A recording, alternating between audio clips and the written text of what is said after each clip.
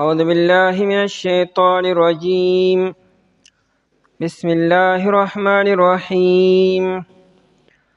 ولئن قتلتم في سبيل الله أو متم لمغفرة من الله ورحمة خير مما يجمعون. ولئن متم أو قتلتم لإلى الله تحشرون.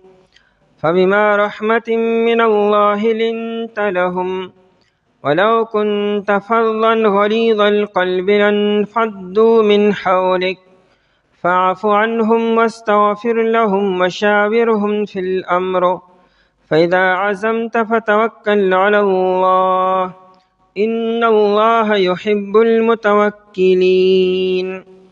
ولئن قتلتم أو کچرتاسو وجل شوي في سبيل الله فلارد الله تلاکی او متم یا مړشوي تاسو لمغفرة من الله البته بخشش د طرفه د الله تعالی نه ورحمت او مهربانی خیر مما یجمعون بهتر دی د هغه څه نه چې دی جمع کوي. ولئن متم او کچرې تاسو مړه شوئ او قتلتم یا تاسو وجل شوئ لإلى الله تحشرون البته خاص الله تعالی طرف ته تاسو به جمع کولی شئ.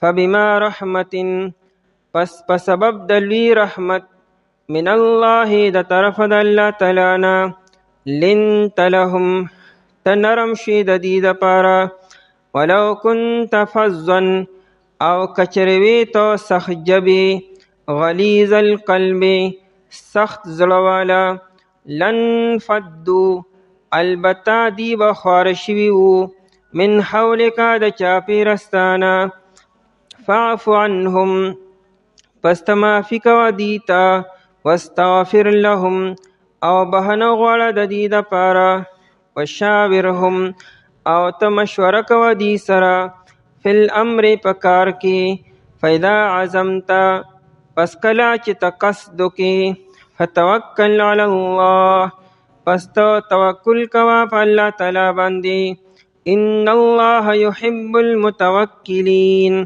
بیشک الله تعالی محبت کوي توکل کوونکو سره. په لومړنیو دو آیاتونو کې ترغیب دی او ترهیب دی.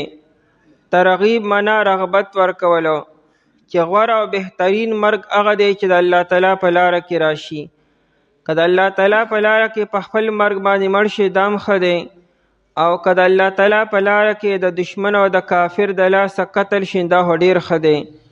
په دې دواړو باندې د الله تعالی رحمت او مغفرت ملاویږي او دا د دنیا او د مافیها نه بهتر دی.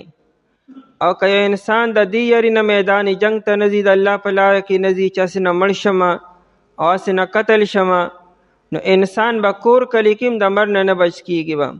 که انسان ټول عمر په کور کې دننه وي باره ډورو نه ځي د خطرې ځای نه ځان ساتي د هغې باوجود مرګ به وله راځي به او الله ته به جمع کېږي به. دویم آیت مبارکه کې څه اصول بیانیږي چې کله د صحابه کرام رضی الله تعالی عنهم نه د احد په میدان کې غلطۍ وشوې 40 کسان بغیر د اجازت نه د بر نه راکوز شو او بیا هغه نور صحابه کرام رضی الله عنهم د خپل ځان د بچ کولو دپاره د نبی علیه السلام نه ګیر چاپېر یو خوا بل خوا شو. دا دواړه غلطۍ وې. الله تعالی خو دې ته معافي وکړه. په دوه آیاتونو کې د دې ذکر مخکې تیر شو. نبی علیه السلام ورته هم د زړه نه معافي وکړه. نبی علیه السلام بادشاهم دی خلیفم دی سردارم دی امام الانبیام دی. نبی علیه السلام هم دغه صحابو ته د زړه نه معافي وکړه. نه چاله سزا ورکړه نه څوک ملامته کړو نه چاته ستغې سپورې خبرې وکړې او نه چاته اشارتن کنایتن څه وایي چې ستاسو د لاسه ما سره داسې وشو. چې نبی علیه السلام به ذات خود د هغه مبارک شهید شو مات شو او په سر باندې گزار وخوړ او نبی علیه السلام بېهوشم شو. نبی علیه السلام دې خبرو ذکر چاته مو نه کو چې دا ستاسو لاسه داسې وشو.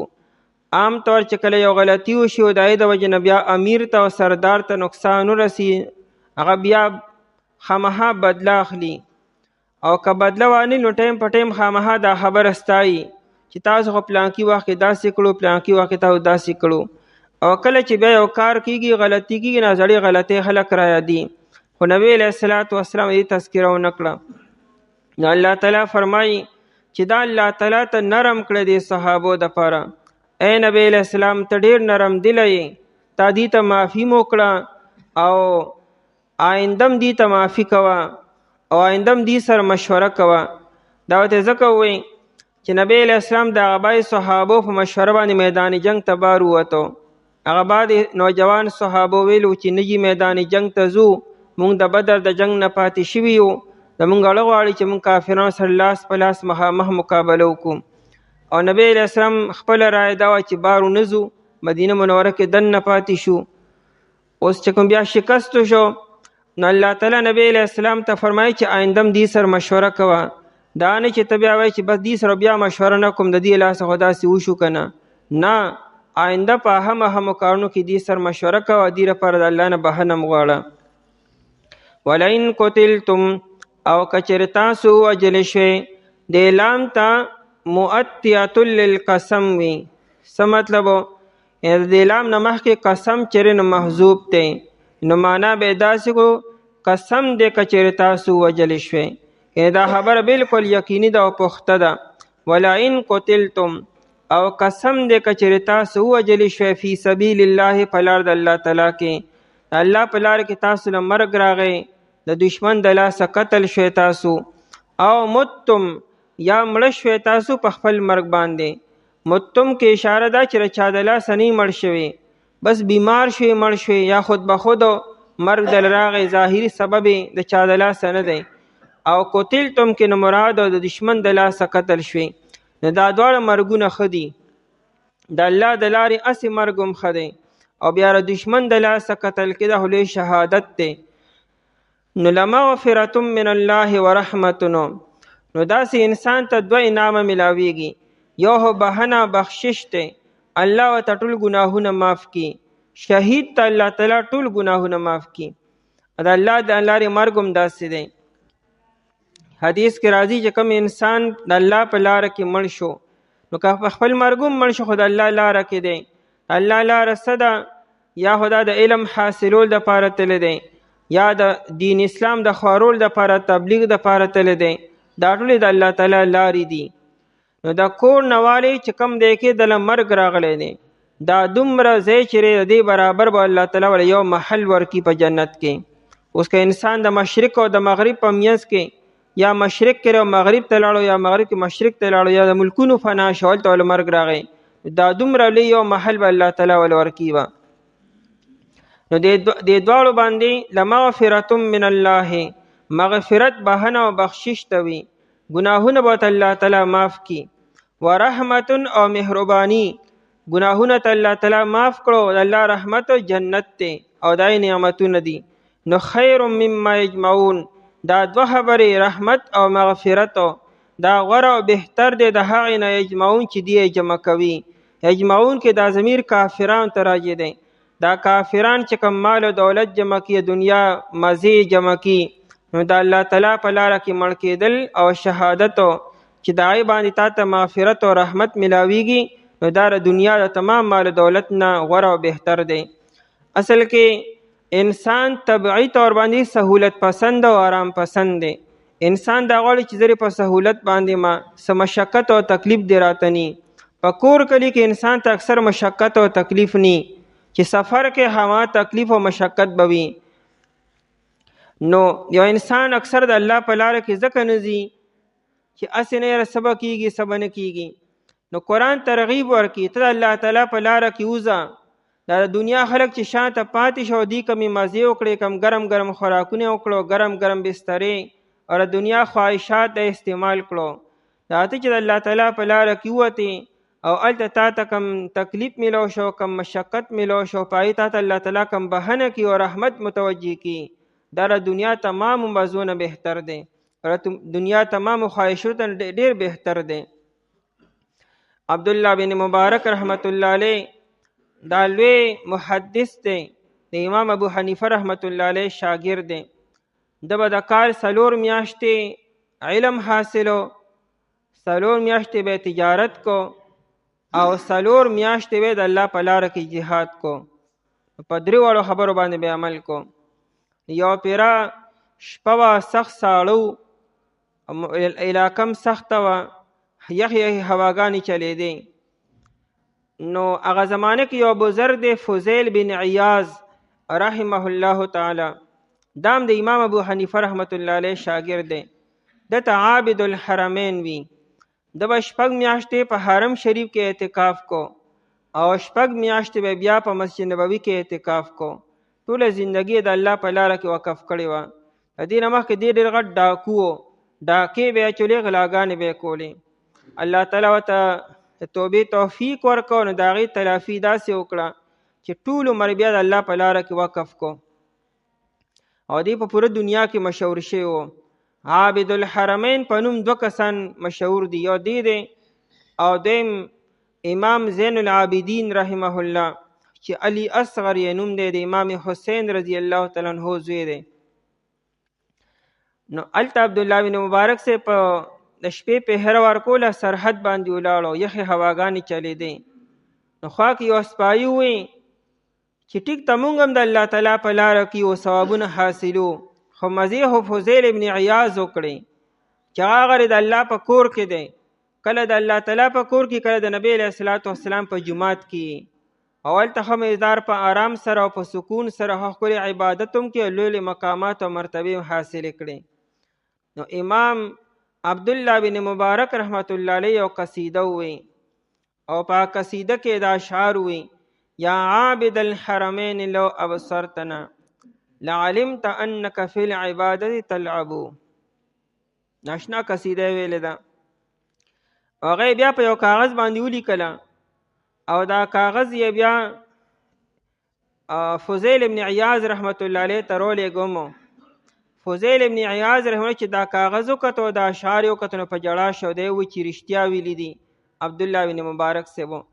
نو په دې قصیده کې دی وی ای د حرمین شریفین و عبادت گزار انسانا، کچېرې ته مونږ ووینې او مونږ له چې الله تعالی په دې سرحد باندې چې د اسلامي سرحداتو مونږ حفاظت کو، مونږ له الله تعالی چې په دې کم اجر راکړي او کم مقام راکړي، نو تا ته به دا خپل اعتکاف لوبې ټوکې ښکاره شي. ځکه چې ټیک ته حرمین شریفینو کې اعتکاف ډېر لوی عمل دی، لیکن دا چې د الله په لاره کې وتل او د الله په لاره کې ځان ستړی کولو، د هغې درجه چې هغه ډېره زیاته اوچته ده. ورنه صحابه کرام رضی الله عنهم به نیم مسجد نبوي کې ناست او نیم به بس حرم شریف کې ناستو که نه. دا اصل هغې 4 طرفونو ته ولې خواره شو؟ نبی علیه الصلاة والسلام د حجة الوداع په موقع باندې ولې ورته وایي فلیبلغ الشاهد منکم الغایبه، دا خبره غایبینو ته ورسوئ. نو نبی علیه السلام دا ونه وایي چې بس نیم دلته کښېنئ او نیم هلته کښېنئ، بس اعتکافونه کوئ او دعاګانې کوئ او ذکر و اذکار کوئ، یعنی بس رهبانیت اختیار کې هلته شئ. نه، بهتر دا چې انسان عملی میدان ته لړ شي، هلته کې لګیا یې د دین حفاظت وکړي. نو امام ابن عساکر رحمه الله په تاریخ دمشق کې دا قصیده م را نقل کړې ده او دا واقع م را نقل کړې ده. نو انسان چې د الله په لاره کې وي او د دین د سربلندۍ دپاره او د حفاظت دپاره لګیا دی، په دې چې الله تعالی کوم اجر ورکړي، نه په نفلي عبادت باندې نه ملاویږي. که انسان په جماعت کې ناست او ذکر و اذکار کې، تلاوت کې او دعاګانې کې او فرض کا نوافل کې، دا ښه کار دی، خو د هغې درجه د دې نه اوچته ده. لمغفرة من الله ورحمة خیر مما یجمعون، بهتر دی غوره دی د هغه نه یجمعون چې دی جمع کوي. ولئن متم او کچېرې تاسو مړه شوئ، آیت کې ترهیب دی. که یو انسان په دې یره بهر نه ځي، د الله په لاره کې نه وځي چې هسې نه چې ته رونه غورځېږمه، چې ته مړ نه شمه، چې لاس ونه لګمه، انسان په دې یره نه ځي، مړ نه یریږي، نو دا مرګ ورې په کور کې به هم راځي. انسان که هر څومره محفوظ ځای کې وي او هر څومره احتیاط وکړي او هر څومره احتیاطي تدابیر اختیار کړي، په دنیا کې داسې مالدار خلک هم تیر شوی دی چې د هغې هر څیز به لومبۍ په لیبارټرۍ کې چک کېدو، که به یې اوبه څکلې، که به یې چیس کله، که به یې خوراک کو، هر څیز به باقاعده لومبۍ ټیسټ به کو، چې بالکل دا فری دی جراثیمو نه پاک دی بیا به یې وخوړو هر ټایم به سره ډاکټران روانو هر څیز دپاره د هغې باوجود هغه د مرګ نه بچ پاتې نه شو داسې دنیا کې داسې نامي ګرامي خلک تیر شي نومونه هلته کې اخیستل مناسب نه دي چې دا هسټري موجود ده او هغه د خپل سر جریم کړی د هر اندامو چې زما اندامونه چې اکسپایر کېږي نه مخکې بل اندام به لګو بیا هم هغه انسان د مرګ نه بچ نه شو انسان که هر څومره احتیاطي تدابیر اختیار کړي مرګ به انسان له راځي خامخا به راځي ولئن متم او کچېرې تاسو مړه شوې په خپل مرګ باندې او کور کلي کې او قتلتم یا تاسو ووجل شوې فرق یو سړی کور کلي کې چا لاسه قتل الله په لاره کې نه دی نو ټیک د دې بې ګناه دی د دې اجر شته لیکن د هغه بل په شان اجر یې نه دی الی الله تحشرون البته خاص الله تعالی ته تحشرون تاسو به جمع کولی شئ که د مړ نه څوک بچ کېږي نه فبما رحمت من الله دا بعد دپاره سببیت ته پس په سبب در مهربانۍ رحمتین کې دا تنین دپاره تعظیم دی پس په سبب د لوی رحمت او د لوی مهربانۍ سره من الله چې طرفه د الله تعالی نه ده لنت لهم ته نرم شي دې دپاره فرمایي چې نبی علیه السلام پتا باندې الله تعالی خصوصي رحمت کړی دی چې الله تعالی ته ډېر نرم دل پیدا کړی او ډېر ښکلي اخلاق دي ستا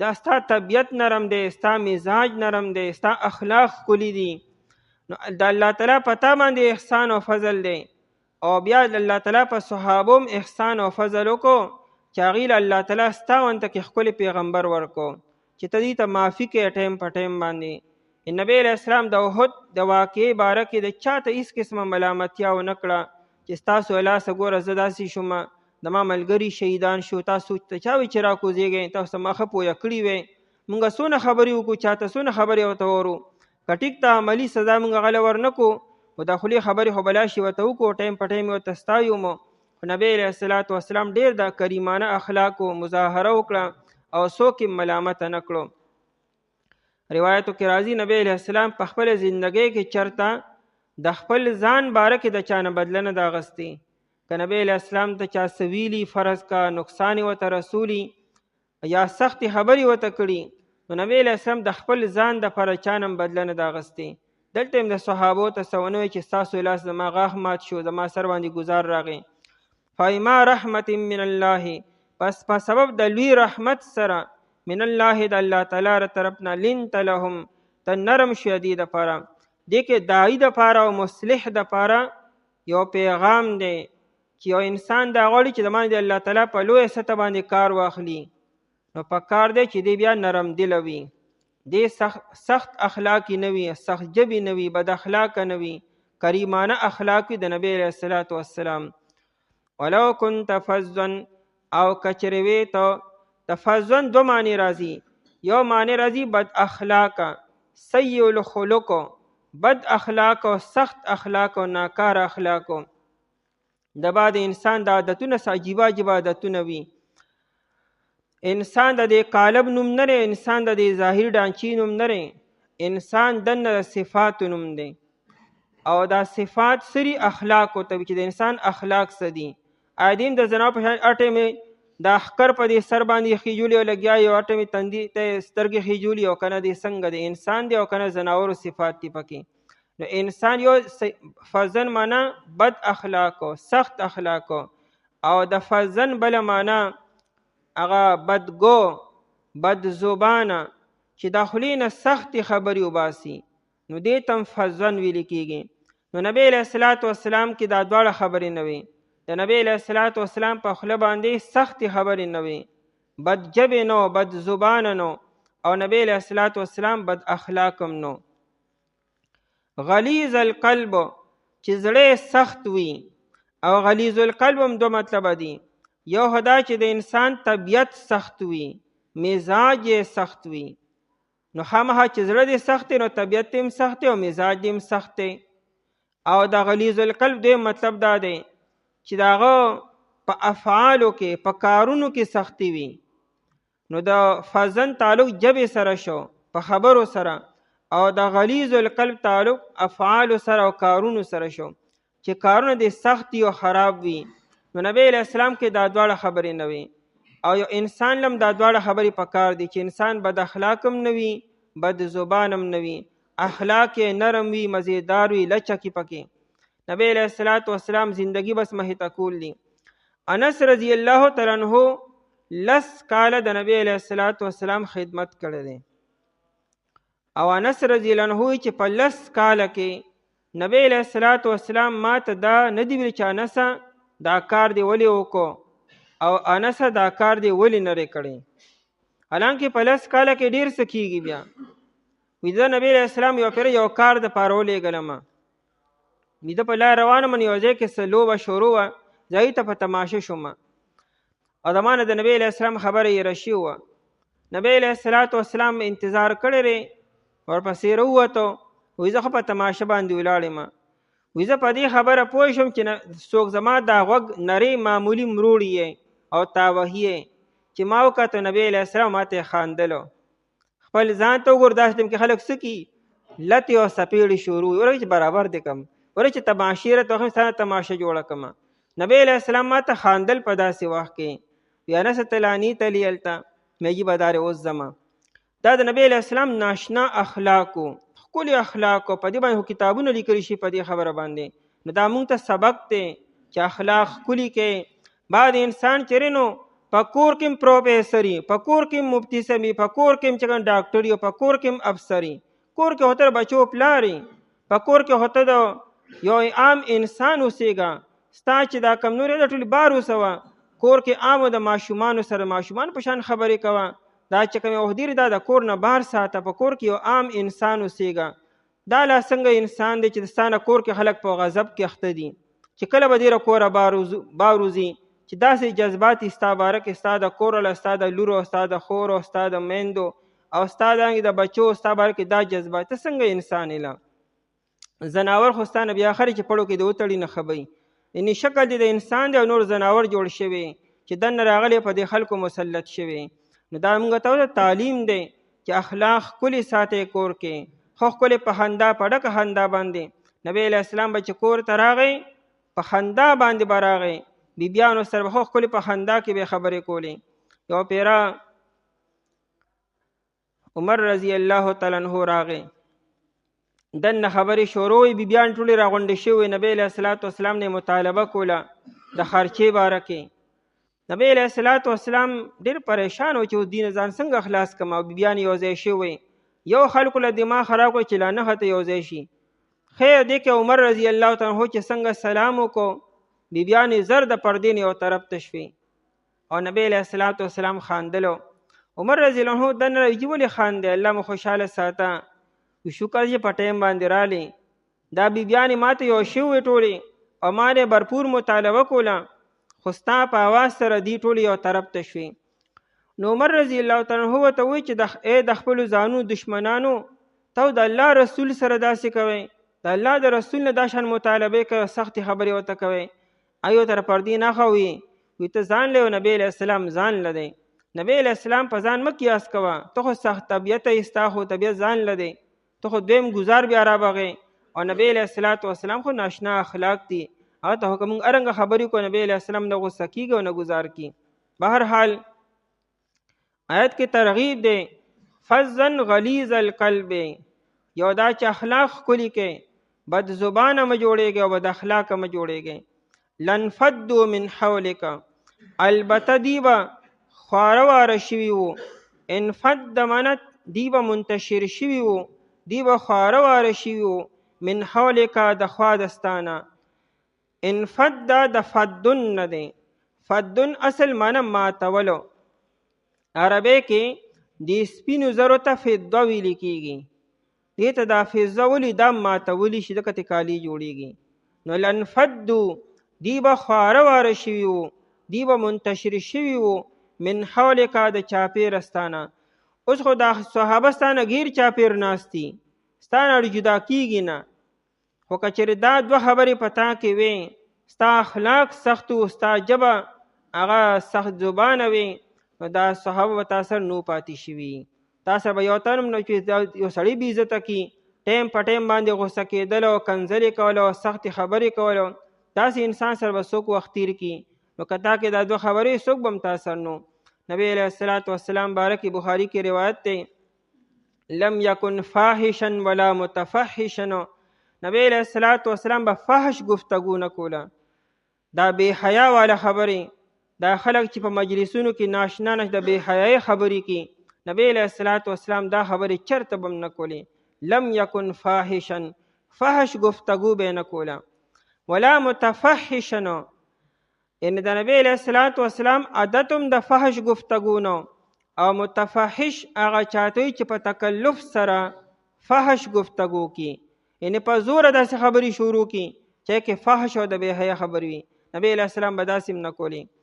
او لیس بفظ ولا غلیظ، نبی علیه الصلاة والسلام بد زبان هم نو او سخت طبیعت او سخت مزاج هم نو. ولا صخاب فی الاسواق، نبی علیه الصلاة والسلام به په بازار کې هم چغې نه والی. بازار کې عام طور خلک یو به ته سخت او تیز اوازونه کی، چغې وهي، شور شغب ډیر زیاتی.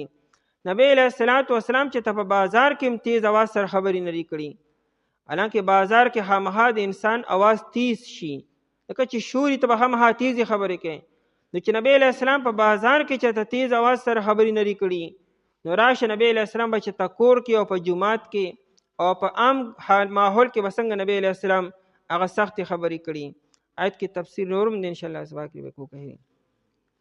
او که چېرې تاسو وجلې شئ په لار د الله تعالی کې یا مړه شوئ تاسو، البته بخښه چې دی طرفه د الله تعالی نه او رحمت چې دی بهتره د هغه څه نه چې دی جمع کوي. او که چېرې مړه شوئ تاسو یا ووجلې شئ تاسو، البته الله تعالی طرف تاسو به جمع کولی شئ. اعوذ بالله من الشیطان الرجیم، بسم الله الرحمن الرحيم.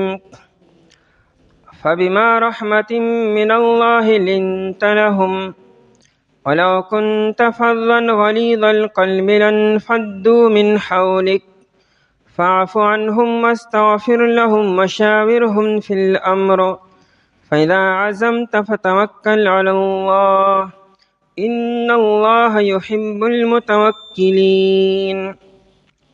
فبما رحمة، پس سبب دلوی رحمت، من الله د طرفه د الله تعالی، لنت لهم تنرم شوی د دې دپاره، ولو كنت فظا او کچرې وی ته سخت خویه، غلیظ القلب د سخت زړه خاوند، لنفضوا خامخا دی به خواره شوي وو، من حولک د خواستانا، فاعف عنهم پس ته معافي وکړه دیته، واستغفر لهم او ته بخښنه وغواړه د دې دپاره، وشاورهم او ته مشوره کوه دې سره، فی الامر په خاص کار کې، فاذا عزمت پس کله چې ته په ښه اراده وکړې، فتوکل علی الله پس ته توکل کوه په الله تعالی باندې، ان الله يحب المتوکلین،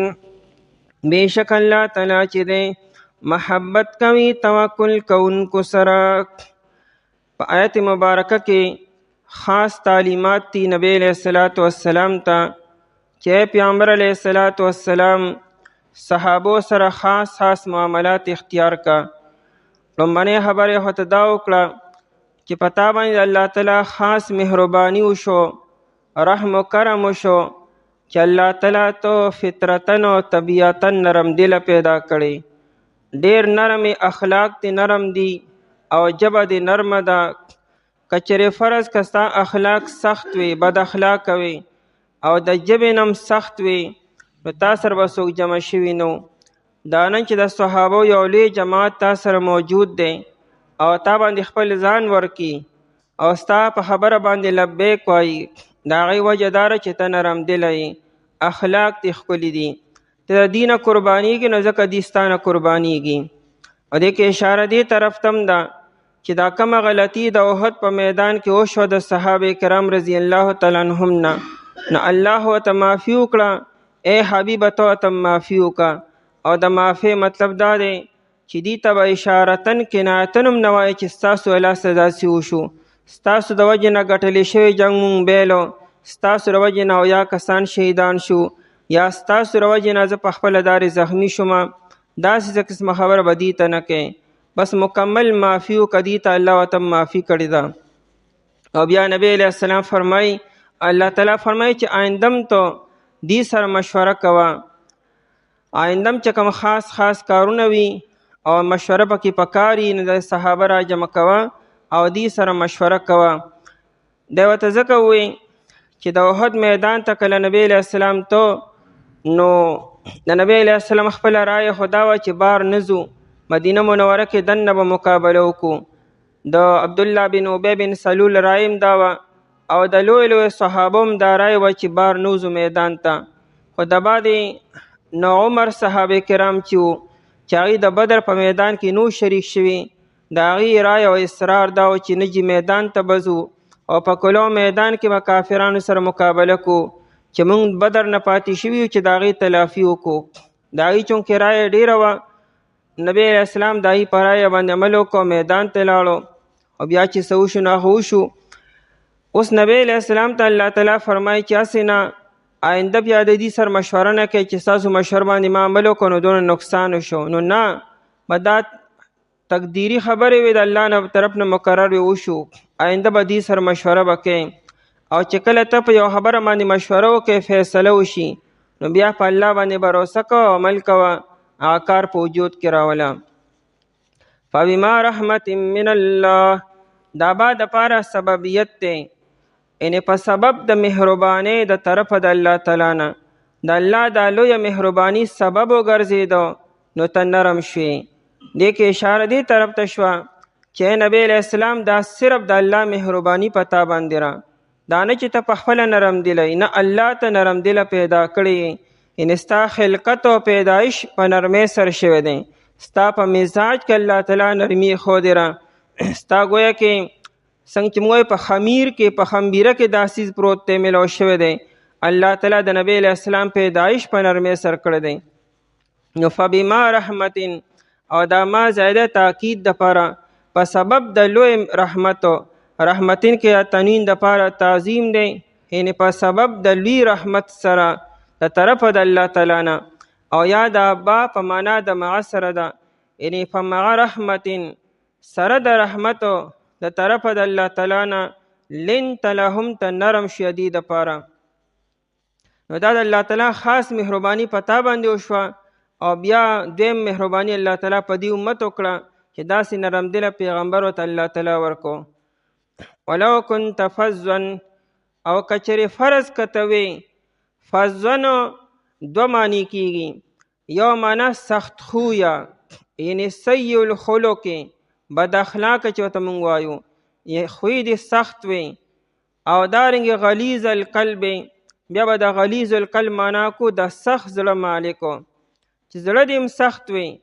نو بیا دواړو کې فرق دا شو چې د فظن تعلق خبرو سره دی، که ستا خبرې سختې وي، نرمي پکې نه وي، او غلیظ القلب ستا کارونه، ستا اعمال چې دي هغه هم سخت وي، طبیعت دې هم سخت وي، نو تا سره به صحابه نه وي پاتې شوي.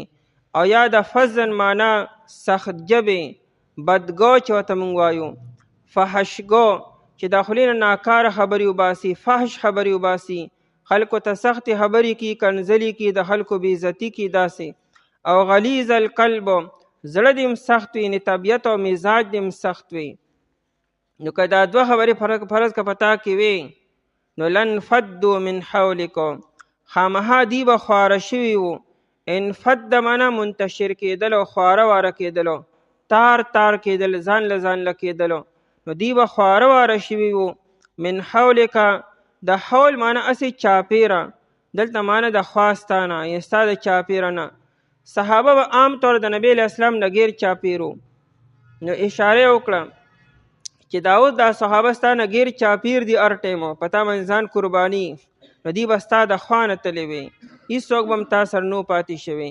ځکه دا عام دا داره چې کم انسان سخت دله او کم انسان سخت زبان وي، نغه سره بیا څه خوا کې نه پاتې کېږي.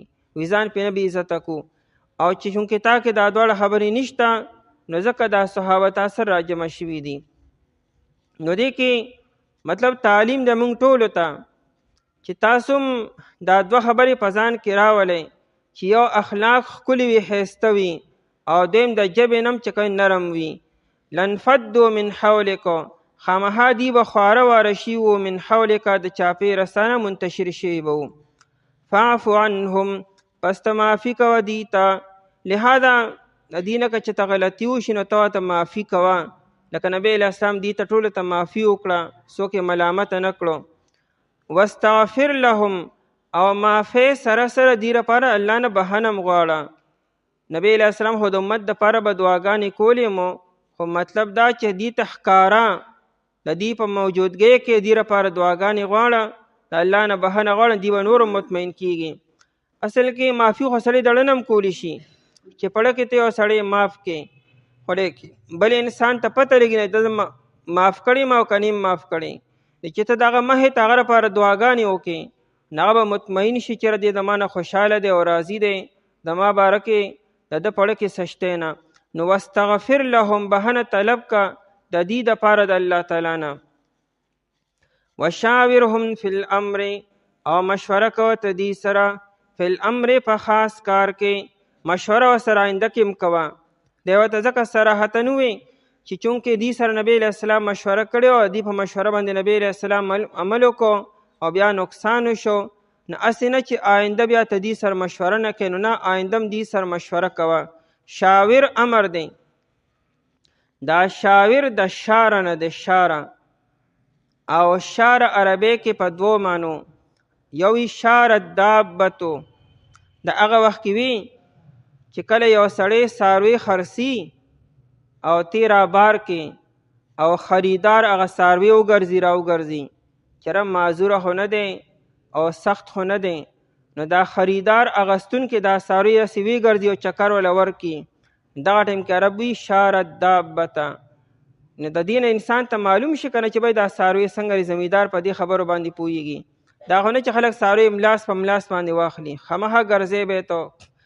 یا شار العسل دا هغه وخت کې ویل کېږي چې کله ته د شاتو د مچو چې کوم ګبین دی یا کومې چتې دي دی نه دا ګبین ته روباسي، دا عربي شار العسل دا شات یې روباسلو.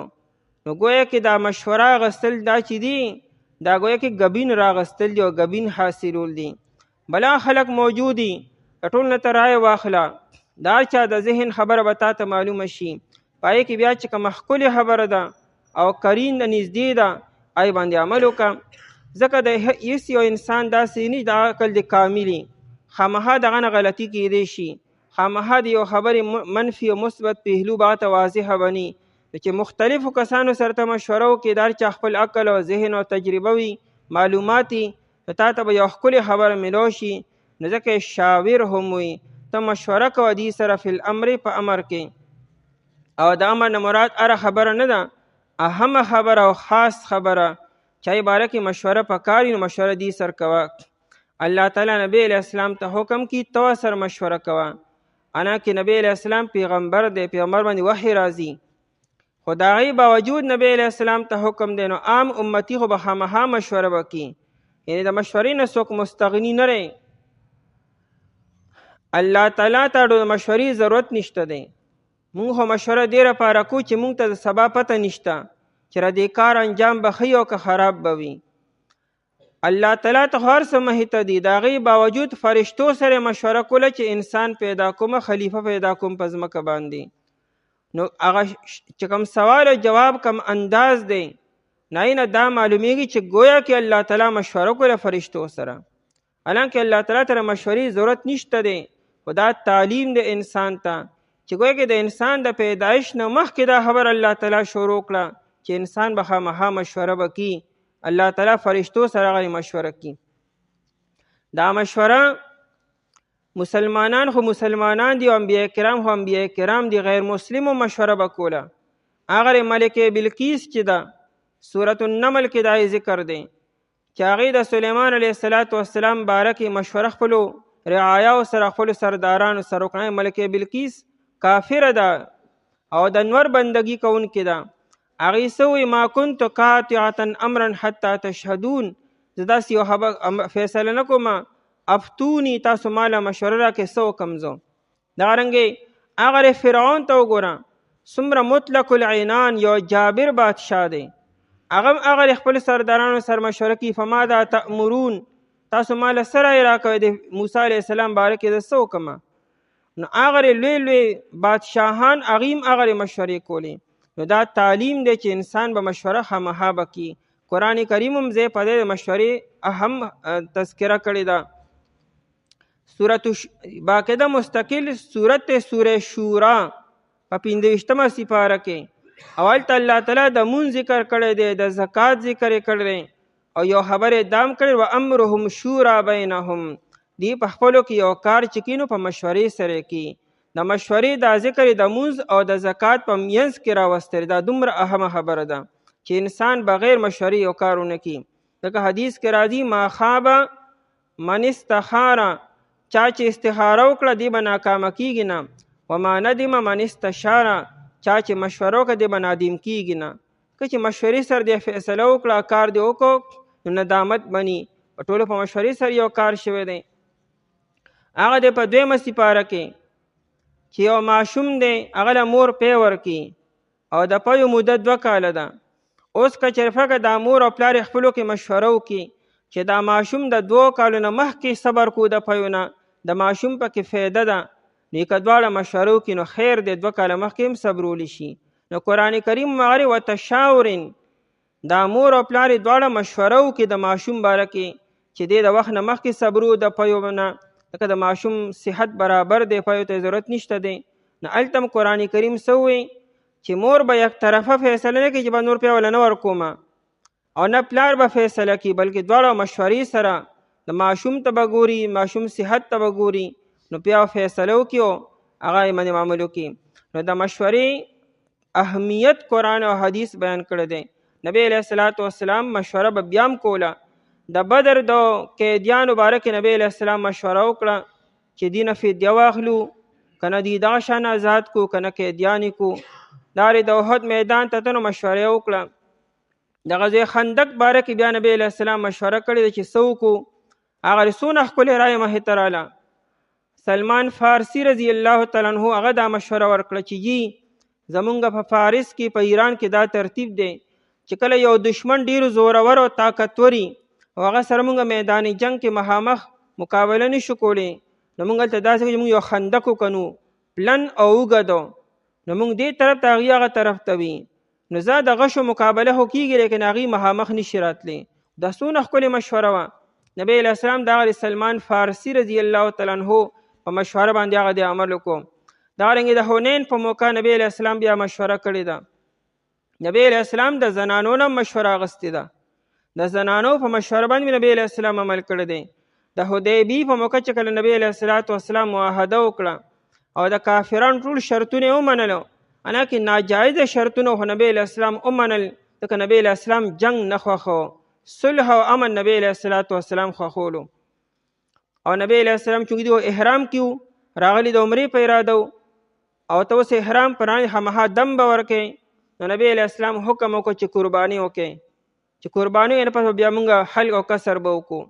صحابه دومره غم اخیستي وو چې مونږ د کافرانو ولې مونږ هغوی ته ځان لاندې اوسو، مونږ د دې نه په څه کې کم یو، مقابله ولې مونږ نشو کولی څه. خو د نبی علیه السلام حکم و چې نه بس قرباني وکړئ، حلق وکړئ، کسر وکړئ، او هیڅ چا پې عمل ونه کو. نبی علیه السلام خفګان سره دننه خیمې ته راغی. هغه ام سلمه رضی الله عنها وی حضرت ولې خفه ما صحابو ته حکم وکړو چې پاسې حلق او کسر وکړئ، نو څوک هم پانسېدو. نو ګوره هغه ام سلمه رضی الله عنها زنانه ذات دی، څونه ښکلې مشوره وکړي. جي وی تاسو لړ شئ، لومبې په خپله عمل وکړئ، لومبې خپل حلق وکړه، نو بیا صحابو ته ووایه. څونه ښکلې مشوره وه. نبی علیه السلام رابار شو، حلاق یې راوغوښتو، وی راشه ماله حلق وکړه. څنګه چې صحابو کتې چې نبی علیه السلام هغه حلق نو ټول پاسې شروع شو او ټول یو بل له حلق شروع کړو. هغه د یو زنانه د خولې باندې الله تعالی څونه ښکلې مشوره جاري کړه.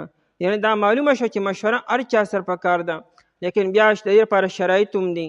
مشوره که د دین د کار باره کې وي، د یو دینی خبرې باره کې مشوره کوي، بیا به یو عالم او یو پوه انسان سره به کوي چې هغه ته دغه مسلې پته وي کم از کم، نو هغه سره بیا مشوره کوه. او کله دنیا د کار باره کې مشوره کوي نو بیا هغه چا سره کوه چا کې درې خبرې وي. یو دا چې عقلمند دي، کم عقل سر مه کوه. دویم دا چې هغه کم از کم دینداري وي، د الله یره پکې کم از کم موجود، آخرت یعنی هغه سره د آخرت یره وي چې هسې نه دله غلطه مشوره ورکوم او نقصان ما وشي.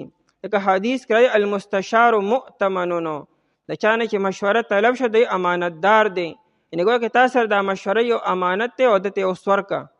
او دریم دا چې ستا خیرخوا مې ګورئ، ټیک ته عقلمند هم دی او دیندارم دی لیکن ستا خیرخوا نه دی نو غلطه مشوره به درکړي.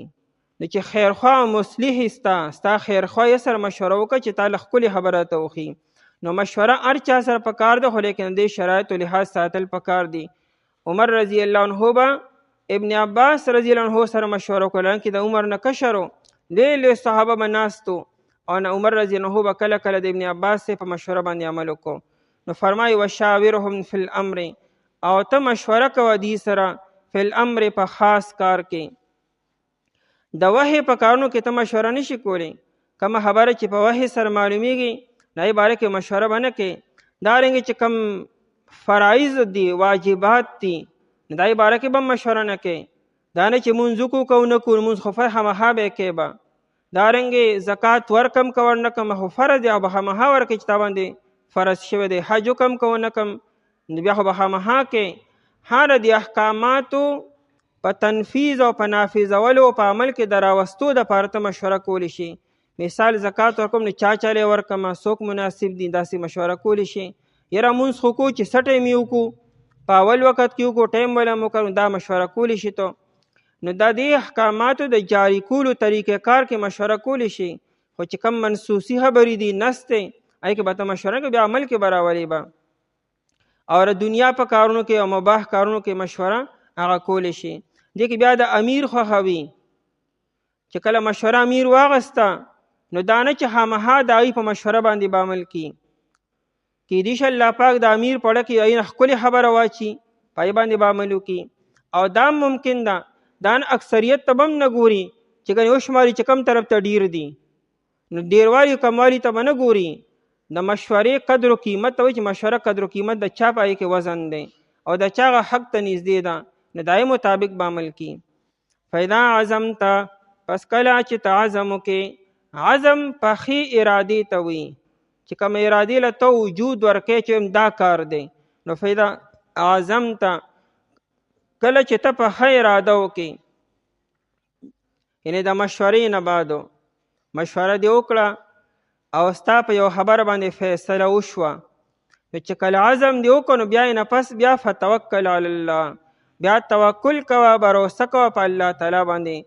توکل په خپل ځان نه کوې، په اسباب به نه کوې، په مشوره به هم نه کوې.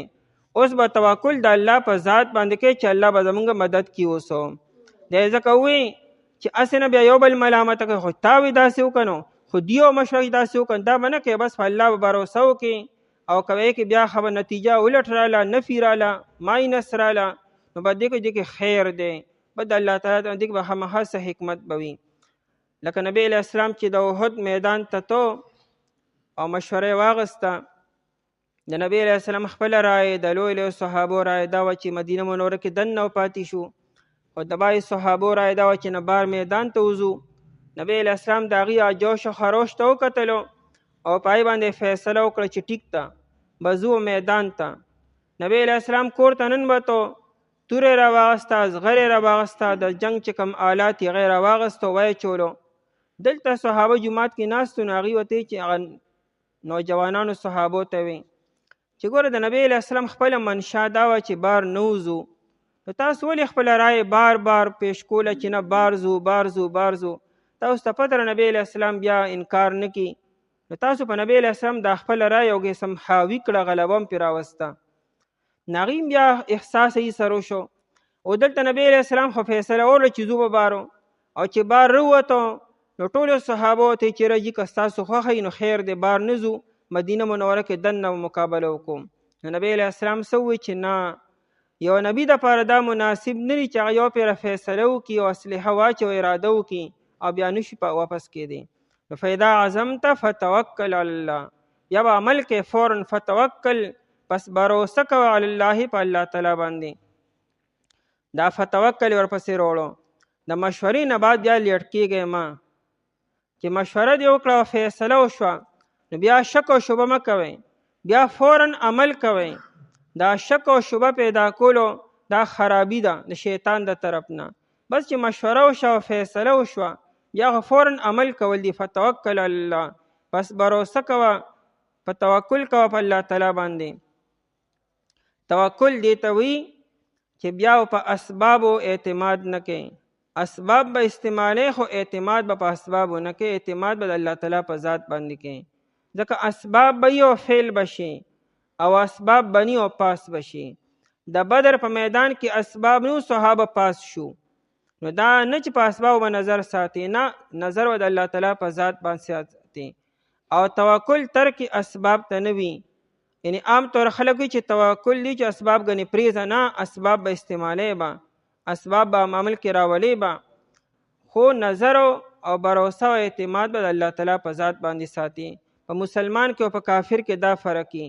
کافر اسباب اختیاري او مسلمانو اسباب اختیاري، خو د کافر نظر په اسباب باندې وي او د مؤمن مسلمان نظر په مسبب الاسباب باندې وي. اسباب چې چا پیدا کړي دي په هغه باندې نظر وي. ان الله، بشک الله تعالی چې دی، یحب المتوکلین، محبت کوي، مینه کوي توکل کوونکو سره. الله تعالی متوکلینو سره مینه کوي. دی ونه وي چې اسباب والو سره مینه کوي، بلکې توکل کوونکي چې د الله تعالی په ذات باندې انسان بروسه ساتي، بس الله تعالی په ای سره مینه کوي او خلکو سره. په سبب د لوی رحمت سره د طرفه د الله تعالی نه ته نرم شي دي دپاره، او کچرې وې ته بد ژبې بد زبانه د سخت زړه خاوند، خامخا دي به خواره شي ستا د خوا نه، پس ته معافي کوه دي ته او بښنه غواړه دي دپاره، او مشوره کوه دي سره په خاص کار کې. پس کله چې ته په ښه اراده وکړې پس ته توکل کوه په الله تعالی باندې. بېشکه الله تعالی چې دی محبت کوي، مینه کوي توکل کوونکو سره. اعوذ بالله من الشیطان الرجیم، بسم الله الرحمن الرحیم. إن ينصركم الله فلا غالب لكم وإن يخذلكم فمن ذا الذي ينصركم من بعده وعلى الله فليتوكل المؤمنون. وما كان لنبي أن يغل ومن يغل يأت بما غل يوم القيامة ثم توفى كل نفس ما كسبت وهم لا يظلمون. إن ينصركم الله، کچر مدد اکی استاسو اللہ تعالی، فلا غالب لکم، پس نشت دے سو غالبیدن کی پتاسو، وَإِن يَخْذُلْكُمْ، او کچر اللہ تعالی مدد پریگ دستاسو، فمن ذا الذی، پس سوک دے آکس، ینصرکم، چی مدد بو کستاسو، من بعده رسل اللہ تعالینا، وعلى الله فليتوكل المؤمنون، او خاص فالله تعالی باندې پس پکار دی چې توکل کی مؤمنان. وما كان لنبي، او مناسب نه دی د هیڅ یو پیغمبر دپاره، ان یغل، دا چې دی خیانت وکي، ومن یغلل، او څوک چې خیانت وکي، یاتی دی برات لکی، بما غل، په هغه څه سره چې د خیانت کړی دی، یوم القیامت، په ورځ د قیامت باندې، ثم توفی، بیا پوره پوره ورکولی شي، کل نفس، هر یو نفس ته، ما کسبت، هغه چې د کسب کړي دي، وهم لا یظلمون، او دی سره به ظلم نشي کېدلی. په لومبني آیت مبارکه کې مؤمنانو ته تسلی ده چې د غزوه احد په میدان کې کومه غلطي وشوه او د هغې د وجې نه تاسو جنگ بیلو، ګټلی شوی جنگ په شکست سره بدل شو، الله تعالی هم تاسو ته معافي وکړه او نبی علیه السلام هم تاسو ته معافي وکړه. تاسو اوس پړه کې دې باره کې څه حسرت او څه افسوس او ندامت مه پرېږدئ. بس چې څه وشو هغه وشو. مدد کول دم د الله تعالی په لاس کې دي چې الله تعالی ستاسو مدد وکړي نو څوک تاسو باندې غالبېدی نشي، او که الله تعالی خپل مدد ونیسي نو بیا تاسو نشي غالبېدی. د بدر په میدان کې الله مدد وکړو، تاسو لږ وئ بې سر و سامان وئ، تاسو غالبه شوئ. د احد په میدان کې الله تعالی خپل امداد بند کو ونیسو نو تاسو شکست وموخوړو. نو اصل ګټه او تاوان چې دا د الله تعالی په مدد باندې دی. لہذا آینده کې داسې یو غلطي مه کوئ چې د هغې د وجې نه الله تعالی خپل مدد ستاسو نه ونیسي. به د الله تعالی مدد د شامل حال کولو دپاره کارونه کوئ او کوشش کوئ، ځکه چې ګټه او بیداد دا به د الله تعالی په امدادي او د الله تعالی په امداد نه کولو به وي. دویم آیت مبارکه کې یو اصول بیانی چې مال غنیمت نه چا مال پټ کو بی اجازته مال واغستو نو دا ډیر لوی ګناه دی. دومره لوی ګناه دی چې دغه سړی به سبا قیامت کې چې کم غنیمت کې خیانت کړی دی دغه مال به د سره د په اوږو باندې به وي او په پوره میدان کې به الله تعالی رسوا کیږي. دا به علامت او نشانی به وي چې دې سړی مال غنیمت نه خیانت کړی دی. پیغمبر علیه السلام چرې مال غنیمت کې خیانت نشي کولی. آیت مبارکه په دې موقع نازل شو چې د بدر په مال غنیمت کې یو قیمتي صادر قطیفة حمراء یو سور صادر ډېر قیمتي و چې د هر چا په نظر کې و چې کله مال غنیمت را جمع کېده نو موجود و، خو د تقسیم په ټیم کې هغه صادر نو. نو خلکو خپلو کې دا قیاساري وکړه چېرې صادر څه شو چا اغوستی دی. نو بعضې خلکو په ذهن کې رالو چې کیدای شي نبی علیه السلام اغوستی وي. اوس که منافقانو ویلي نو منافقانو خو اعتراض کو په نبی علیه السلام چې ده به دا غلا کړي، او که چېرې فرض که بعضې مؤمنانو د خولې دا خبره ختلي نو هغوی د اعتراض په طور باندې نه، خو په دې بنیاد یې ووایي چې چونکې نبی علیه السلام اختیارمند دی نو کیدای شي د تقسیم نه مخکې هغه صادر هغه ځان دپاره یا د بل چا دپاره یې ښودی وي نو ځکه نشته دی. الله تعالی د آیت مبارکه نازل کو چې دا خیانت شو د تقسیم نه مخکې د مال غنیمت نه یو څیز راغستلو په پټه باندې نو دا خو خیانت دی، دې ته غلول وي، دا د غلا نه هم خطرناک ګناه دی. نو دا خو یو پیغمبر علیه السلام به څنګه دا کار وکړي؟ دومره لوی ګناه پیغمبر څنګه وکړي؟ لکه چې چا د مال غنیمت نه مال واغستو نو دغه سړی خو به سبا قیامت پر ډېر رسوا به وي، هغه مال او هغه غلا به د سره وي او دی په پوره محشر میدان کې رسوا کیږي به. نو پیغمبر به داسې کار څنګه وکړي؟ ان ینصرکم الله که چېرې امداد وکړي ستاسو الله تعالی فلا غالب لکم پس نشته څوک غالبېدونکي په تاسو باندې، بیا هېڅوک په تاسو باندې غلبه او کامیابي نشي موندلی. لکه د بدر په میدان کې کافرانو سره د څه کمې و اخرو، یعنی د کم سیزو د جنگ د اسلحې کمې و سره که د افرادو کمې و سره میدان هغې سره ښکلی و، اسلحه هغې سره ډېره وه او افرادي قوت د هغې سیوا و، د جنگ د ګټلو هر یو سامان هغې سره برابر و او مسلمانانو سره په ظاهره کې خو هېڅ هم نه و، هېڅ یو اعتبار سره مسلمانان ښه نه و، خو د الله تعالی امداد راغی نو باوجود د دې چې کافرانو سره هر څه هغوی شکست وخوړو او تاسو کامیاب شوئ. ان ینصرکم الله که چېرې امداد وکړي ستاسو الله تعالی فلا غالب لکم پس نشته څوک غالبېدونکي په تاسو باندې. وان یخذلکم خذله یخذلو اسې معنی رسوا کول، خو دلته رسوا کولو معنی مناسب نه ده. الله تعالی صحابو له ډېر اکرام او اعزاز او شرف ورکړی دی، نو الله تعالی صحابه چېرې رسوا کړي نه دي. نو معنا یترکو نصرکم الله تعالی خپل امداد ستاسو نه واخلي او پرېږدي. اصل کې خذلان چې دی دا چې کله یو کنډک د بیزو او هغې کې یو بیزه د کنډک نه پاتې شي، ولې پاتې شي؟ دغه بیزې سره بچي وي نه بچي نشي تلی، نو مور خو موري نو دا بیزه چېرې دا د خپل بچي دپاره د کنډک نه یوازې پاتې شي. نو دغه وخت کې عرب وی خزلت الوحشیتو، هغه بیزه چې دا یا چې کوم حیوان دی هغه د خپل کنډک نه یوازې شو، نو یوازې پاتې شو. نو دای بیا څه حالي؟ نو دک کرنګې خزلان کې خزلان او خزل کې د رسوا کولو د یوازې کېدلو معنا ده. وَإِن يَخْذُلْكُمْ یعنی الله تعالی ستاسو امداد واخلي، کچېرې پرېږدي الله تعالی امداد خپل د ستاسو نه، او مطلب دک کرے چې الله تعالی مثال تاسو رسوا کی. نو فمن ذا الذی پس څوک دی هغه سړی ینصرکم چې امداد به وکړي ستاسو من بعده رستو د الله تعالی نه، ای من بعد خذلانه د الله تعالی د رسوا کولو نه بعد یا د الله تعالی د امداد د نیسلو نه بعد څوک دی چې ستاسو امداد به وکړي. امداد خو به کیدی شي وکړي خو کامیابي نشي درکولی. ممکن ده چې د دنیا خلک تا سره یوځای شي ستا مدد وکړي هر اعتبار سره، خو مقصد خو کامیابي ده او کامیابي نشي کېدی چې د الله تعالی مدد نی.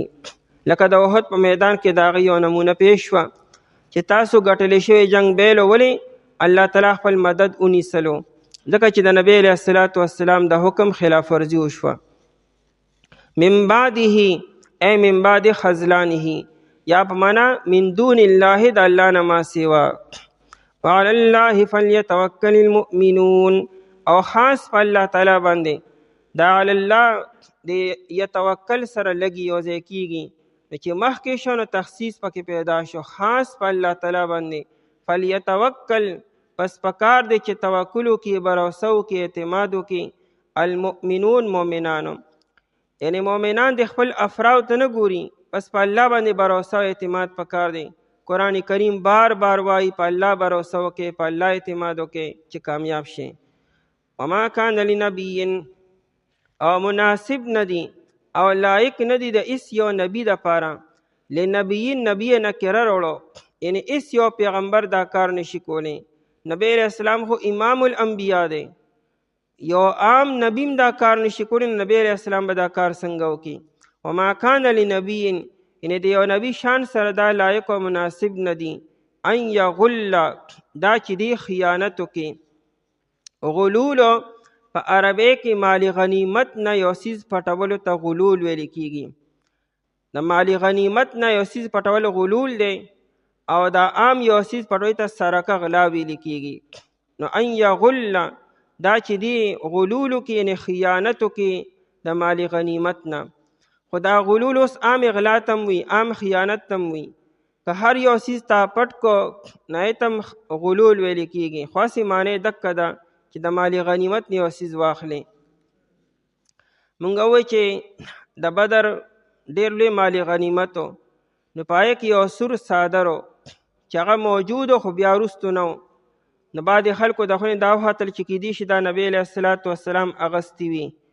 الله تعالی د آیت مبارکه نازل کو چې پیغمبر داسې کار څنګه کولی شي. اوس دا آیت یې مخکې آیت سره یو ځای کو، مخکې ذکر د غزوه احد شروع دی او دا آیت د بدر په میدان په ای باره کې نازل شوی دی. دلته مناسبت څه دی؟ نو مناسبت دا دی چې څنګه مخکې ویلو شي د نبی علیه الصلاة والسلام خفګان د وجې تاسو جنګ بیلو، چې نبی علیه السلام خفه شو، دغه د حکم خلاف ورزي وشوه، الله تعالی د احد په میدان کې تاسو له شکست درکو. نو دلته دا خبره ده د پیغمبر باره کې داسې خبره کول چې پیغمبر به دا صادر اوچت کړي وي او پیغمبر به دا مالی غنیمت کې خیانت کړي، دم د پیغمبر د خفګان وجه ده او ذریعه ده. نو دا به هم نه کوي، دا هم ګناه دی، هغه هم ګناه و د پیغمبر خلاف ورزي کول. ان یغل دا چې دی غلولو کې خیانتو کې، ومن یغلل او څوک چې خیانتو کې یا تی راضي به دی بما غل په هغې سره چې د خیانت کړی دی. دا چې کوم خیانت یې کړی چې هغه هر څه دي، که لږ دی او که ډېر دی، چې څومره مال یې پټ کړی دی په هغې سره به دی راځي یوم القیامت په ورځ د قیامت باندې. هغه څیز له به الله تعالی هلته بیا وجود ورکړي، نو هغه به د سره د په اوږه باندې وي. نبی علیه الصلاة والسلام وفرمیل، بخاري کې روایت دی چې د قیامت په ورځ ګورې داسې یو سړي ونه وینم چې هغه د مال غنیمت نه اوښ پټ کړي وي او دا اوښ د ده په اوږه باندې سور وي او دا اوښ بړلاړې کې اواز وباسي او دی راشي او ما تی چې پیغمبر علیه السلام د ما شفاعت وکړه، د ما سفارش وکړه او ما خلاص کا. زه به ورته یم چې نه، ما تاسو ته خپله خبره در رسول ولا املک لک من الله شیئا، زه د الله تعالی د فیصلې مقابله کې هیڅ اختیار نه لرم چې تا دې نه خلاص کړم. فقط بلغتک، ما خو دنیا کې تا ته خبره کړې وه که نه چې مه کوه دا کارو، ما خپله غاړه خلاصه کړې ده. وایي داسې یو سړی ونه مومم. اوس اوښ یې په دنیا کې پټ کړی دی، دغه اوښ به الله تعالی د قیامت پر ورځ بیا پیدا کړي او دا به د په اوږه باندې وي. چې کله دا روایت ابو هریره رضی الله تعالی عنہ بیان کو، یو سړی وي چې یاره جي که یو سړي 100 اوښان پټ کړي وي نو دی به 100 اوښان څنګه په اوږه باندې راوړي؟ یو اوښ په اوږه باندې اوچتول ګران کار دی، نو بیا 100 اوښان اوچتول څنګه کار وي؟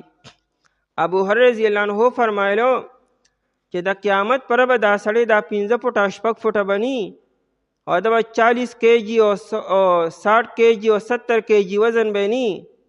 د قیامت پر به ډیر دنګ بي، د یو غاښ به د انسان د احد د غر برابري.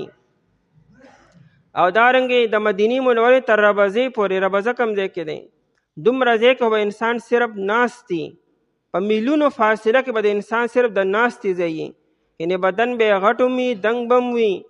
نو 100 اوښان په اوږو باندې اغوستل بیا به اساني وه، دا نه چې ګنې 100 اوښان به څنګه راځي. یاتي بما غل یوم القیامه، راځي به دی هغه چې د خیانت کړي پر ورځ د قیامت باندې. نبی علیہ الصلوۃ والسلام د خیبر د جنگ نه واپس راتو وادي قرا ته. د نبی علیہ السلام یو غلامو مدغم د غنومو، هغه به د نبی علیہ السلام د کیجاوه سورلې ته هجوله او بیا به راکوزوله. دې کې ناسا په یو غشي راغی، پته مې د رقمې غاړې راغی، هغه غلام پې ولګېدو او هغه وفات شو. نو چا ووی چې هنیئا لک الجنه، ستاره پر جنت مبارک بادی ده.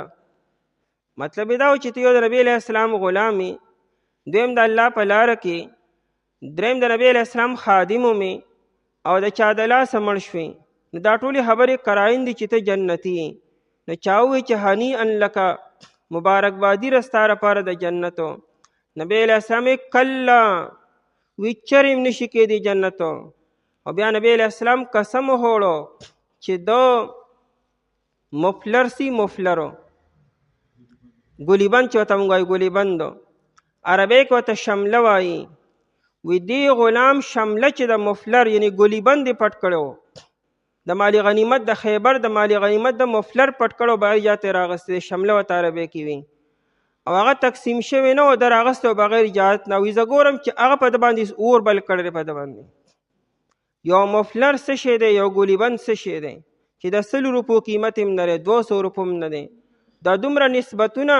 او بل د نبی علیہ السلام څه فرمایل، لتشتعل علیه نارا، هغه مفلر چې دی، هغه شمله چې ده، هغه د باندې اور بل کړی او دی پکې د وینم.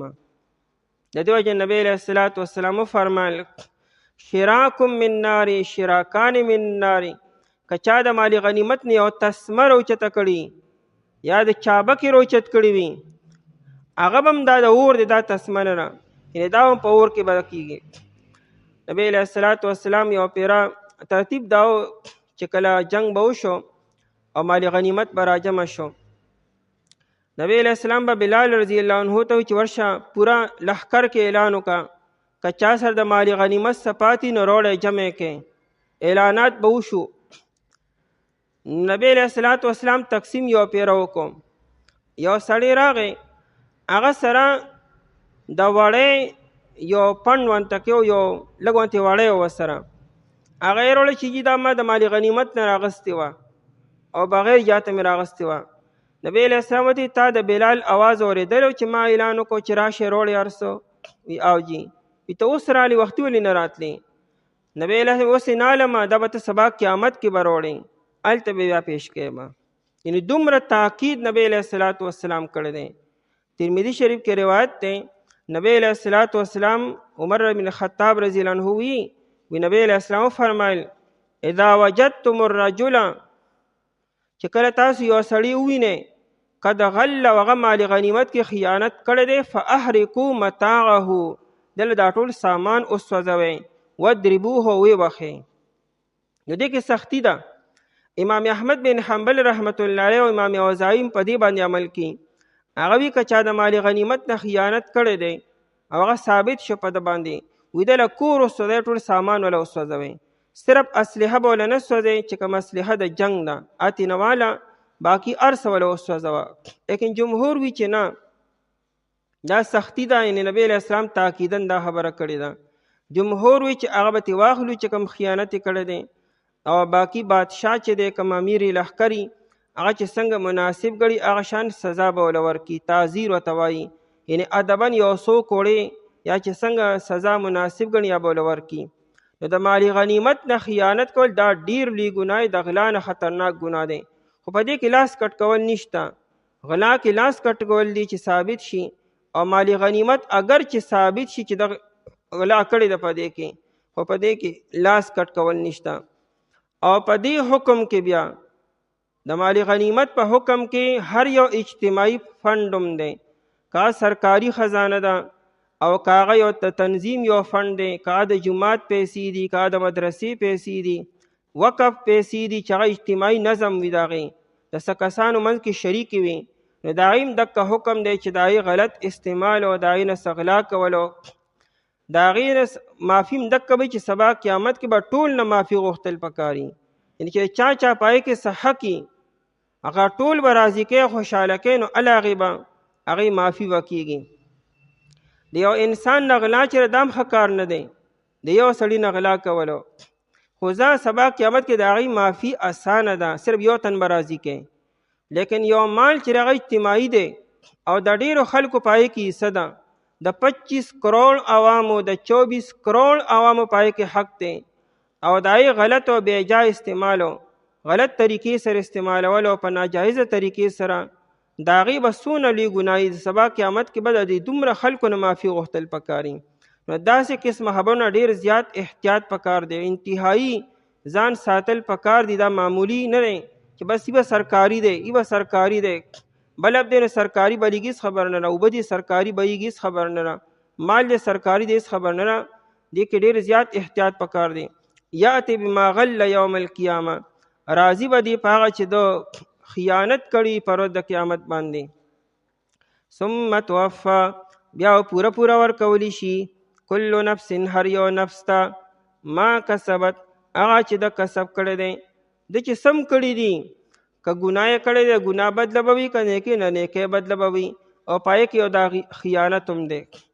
وهم لا یظلمون، حال دا چې دې سره به ظلم نشي کېدلی. الله تعالی به ګناهګار سره هم ظلم نه کي، هغه هم صرف دغه د ګناهونو سزا به ورکي، زیاته به نه ورکي الله تعالی. ان هیچا سره به الله تعالی، یو کافر سره به الله تعالی ظلم نه کي، یو مشرک سره به الله تعالی ظلم نه کي، هیچا سره الله تعالی ظلم د سره کینه، بس هر چاته به خپله خپله بدله میلاویږي.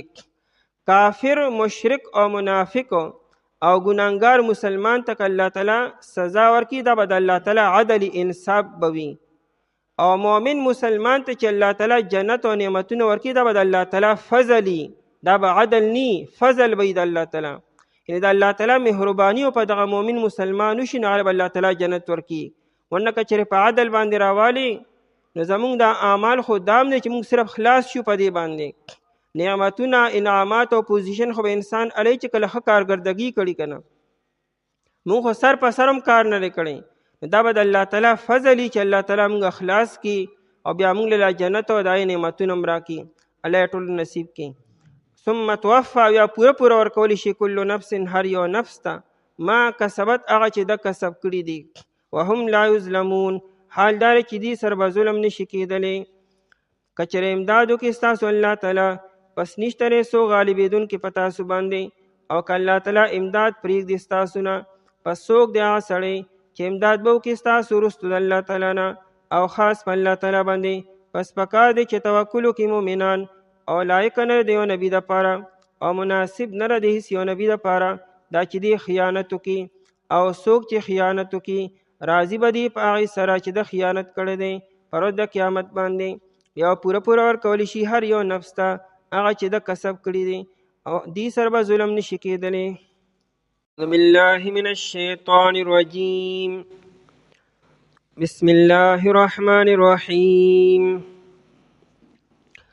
أفمن اتبع رضوان الله كمن باء بسخط من الله ومأواه جهنم وبئس المصير هم درجات عند الله والله بصير بما يعملون لقد من الله على المؤمنين إذ بعث فيهم رسولا من أنفسهم يتلو عليهم آياته ويزكيهم ويعلمهم الكتاب والحكمة وإن كانوا من قبل لفي ضلال مبين أفمن اتبع آیا پس آسوک چې تابعداري وکړه رضوان الله د رضامندۍ د الله تعالی کمن باء دی پشان دا چا دی چې واپس شو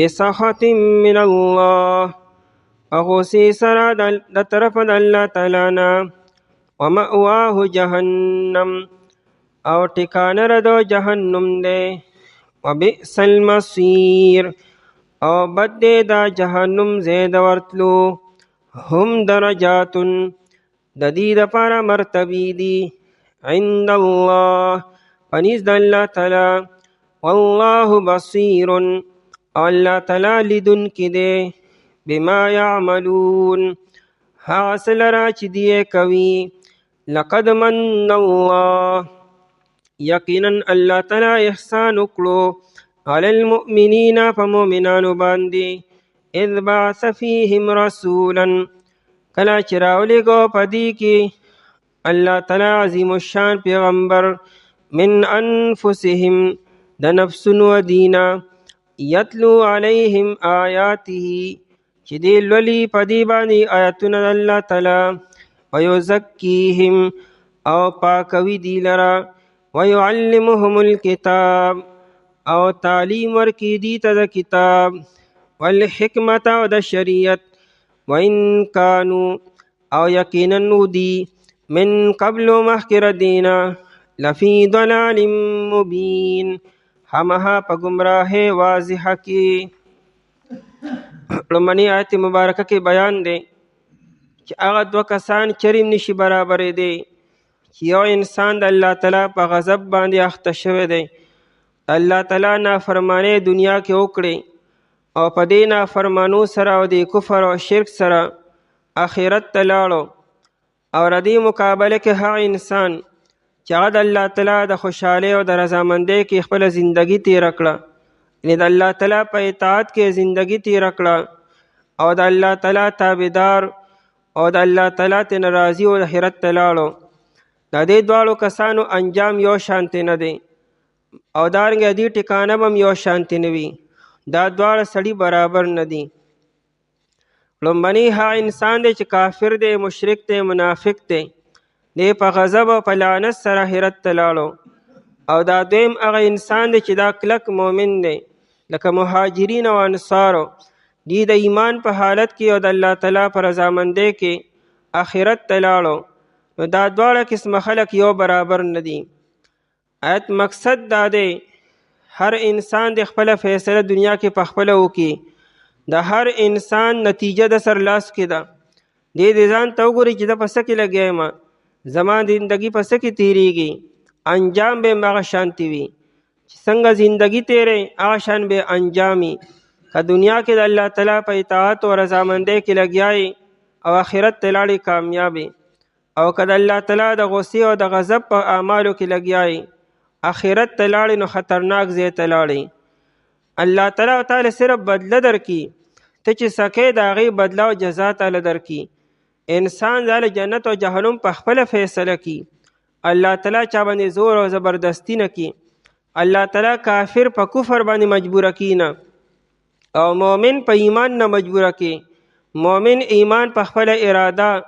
او په خپله خوشحالۍ او رضامندۍ سره خپلي او کافر چې کفر اختیاري دام الله تعالی دی په دې مجبوره کړي نه دی په خپله خوشحالۍ او په رضامندۍ او په خپلې ارادې سره ځان له د کفر انتخاب کړي نو بیا هغه انجام ته به رسي کوم انجام چې د کفر وي او بل آیت کې الله تعالی په مؤمنانو باندې خاص طور باندې او په عام انسانانو باندې عام طور بیان کی چې الله تاسو باندې ډېر لوی احسان وکړو چې الله تعالی عظیم الشان پیغمبر تاسو له درولېږو.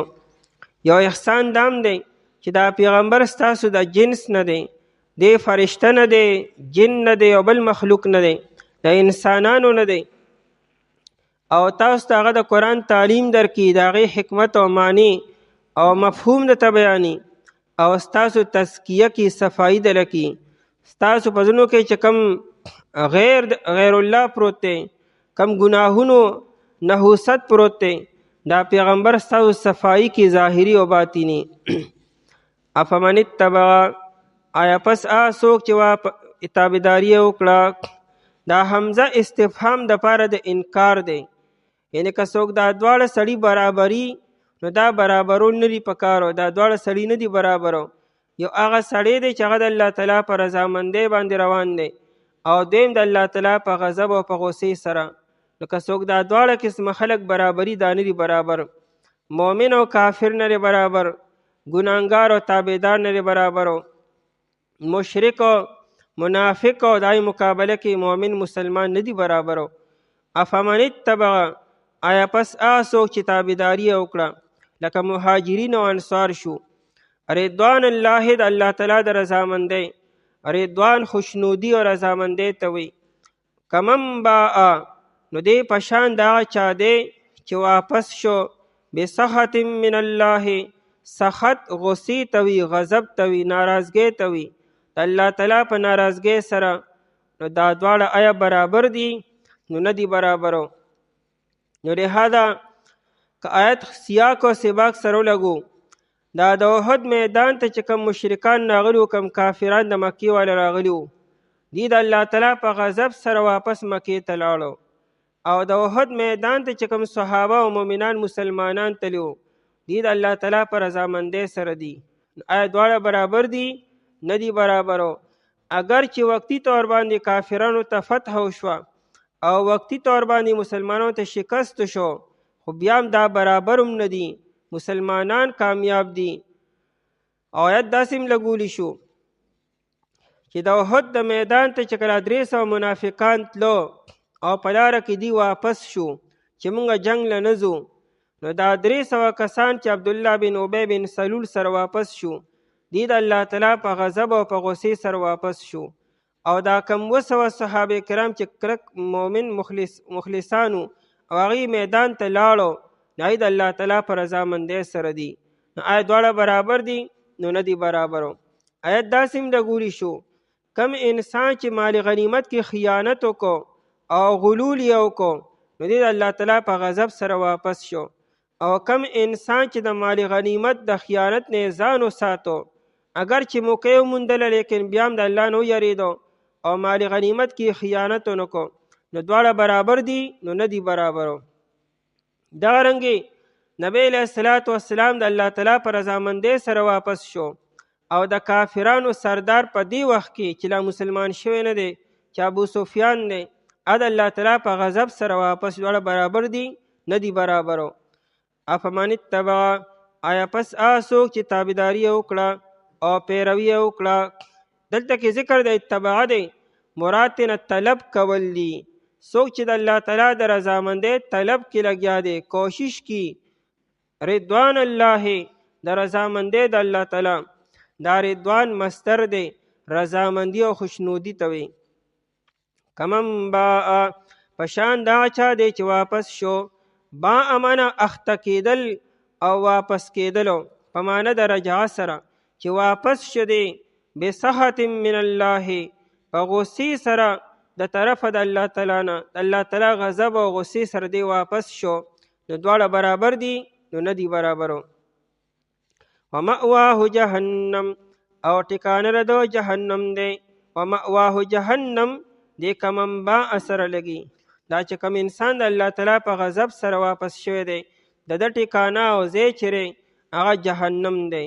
مأوا ځای د پناه ته وي، کم دی کې چې انسان شپه تیري یا پناه حاصلي. وبئس المصیر، او دا جهنم څه ښکلی ځای نه دی، ډېر بد دی دا جهنم. المصیر ځای د ورتلو. هم درجات، د دې دپاره مرتبې دي، عند الله پنیز الله تعالی. درجات جمع د درجه ده، مرتبې ته وي، اوچتوالي ته وي. دا چې کوم د الله تعالی په رضامندۍ سره واپس شوي دي د دې لپاره ډېر لوی لوی مرتبې دي پنیز د الله تعالی. یا دا هم درجات دواړو سره لګوئ چې کوم د الله تعالی په رضامندۍ سره او دا کوم د الله تعالی په غضب او په غصې سره واپس شو، د دواړو دپاره مرتبې دي پنیز د الله تعالی. خو د مؤمنانو د هغې مرتبې اوچتې دي او دا غضب والا او لعنت والا خلک چې د دې مرتبې ډېرې ښکته دي. د دې لپاره درکات دي په جهنم کې. جهنم خو یو جیل دی، خو ټول جهنم یو شانتې نه دی. هغې کې بیا کټګرۍ دي، هغې کې بیا درجات دي. بیا سخت نه سخت درجات په جهنم کې شته، خطرناک نه خطرناک درجات په جهنم کې شته. جهنم په خپله خطرناک ځای دی، خو بیا په هغې کې د خطرناک نه زیات خطرناک ځایونه هم شته چې هغه د منافقانو به وي. ان المنافقین فی الدرک الاسفل من النار. د یو عام کافر او د یو عام مشرک سزا او بیا په کافرانو کې چې کم بدترین کافر د هغې سزا به یو برابر نه. دارنګې جنت چې دی، جنت ښکلی ځای دی، خو بیا جنت کې مراتب دي، درجات دي. ټول جنتیان به یو شانتي نه وي، نفس جنت د ټولو یو شان دی، خو بیا جنت کې چې کم مراتب او کم درجات دي هغه بیا ډیر زیات اوچت دي. جنت الفردوس بیا په ټولو کې زیات اوچت دی. نو هم درجات د دې دپاره مرتبې دي عند الله پنیز الله تعالی. والله بصیر، الله تعالی لیدونکی دی بما یعملون، حاصل را چې دی کوي. هر څوک چې هر څه کوي هغه الله تعالی باقاعده ویني او ریکارډ کیږي او د هغې مطابق به هغه سره فیصله کیږي. قیامت پر ورځ باندې به یو انسان څه تاویل نشي کولی، هېڅ قسمه تاویل او بهانه به نشي کولی، ځکه الله تعالی ته د انسان اراده، د انسان مجبوري، د انسان کوشش په کم نیت دا کار د ولې کړی دی، څونه مجبور او دا ټولې خبرې الله تعالی ته هم معلومې دي. دلته دنیا کې ته یو انسان په دروغه مطمئن کولی شي، هغه د داسې کیفیت مهیته کې چې هغه ته مطمئن کې، لیکن الله تعالی ته په دروغه په خوشامدۍ سره او دارنګې په حیلو او تاویلاتو سره نشي مطمئن کولی. الله ته ستا هر څه معلوم دي. لقد من الله، یقینا الله تعالی احسان وکړو علی المؤمنین په مؤمنانو باندې. الله ډیر لوی احسان وکړو په مؤمنانو باندې چې الله تعالی نبی علیه الصلاۃ والسلام ورته کې لوی پیغمبر راولېږو. د نبی علیه الصلاۃ والسلام دا راتلل دا صرف په مؤمنانو احسان نه دی، دا په تمام انسانیت باندې احسانو، په دې تمام کائنات باندې احسانو. یا الله تعالی علی المؤمنین ولې ذکر کو؟ د نبی علیه الصلاۃ والسلام احسان شکر چې دی دا مؤمنانو ادا کو، قدر یې مؤمنانو کو، شکر یې مؤمنانو ادا کو. کافرانو مشرکانو چا ورپورې خنداګانې وکړې، چا ورته ساحر ووي، چا ورته شاعر ووي، چا ورته څه چا ورته څه. نو مؤمنانو یې چونکې قدر وکړو ځکه الله تعالی د مؤمنانو ذکر په تعریف سره کی. علی المؤمنین په مؤمنانو باندې اذ بعث فیهم، کله چې الله تعالی راولېږو په دې کې رسولا یو پیغمبر، عظیم الشان پیغمبر چې نبی علیه الصلاۃ والسلام دی. د نبی علیه السلام دا راتللو دا ډیر لوی احسانو. 600 کاله شوي وو چې دنیا د نبوت د تعلیماتو نه محرومه وه. د عیسی علیه السلام د دنیا نه د تلو 600 کاله شوي وو. پر روی زمین باندې هیڅ یو مذهب پاتې نو، د هیڅ یو مذهب تعلیمات باقی نو پاتې، هر څه ختم شوي و، بدل شوي وو.